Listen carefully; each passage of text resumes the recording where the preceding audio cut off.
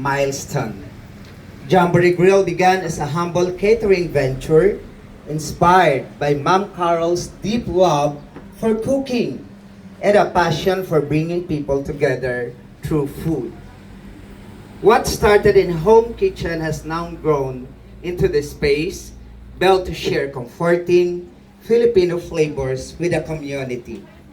The name Jamboree represents gathering and celebration, and that is exactly what this restaurant hopes to be.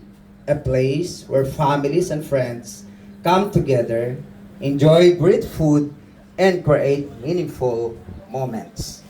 On behalf of the owners, we would like to extend our heartfelt thanks to everyone who has supported this journey, Sir Jude, Sir Ulysses, Sir OJ Diaz, and all of our family and friends, to the hardworking team who made this vision possible. Today marks just the beginning, and we are excited to welcome you all to experience what Jamboree Grill has to offer. Maraming salamat, and once again, malakas na palakpak sa bawat sa atin as we welcome to Jamboree Grill Celebration.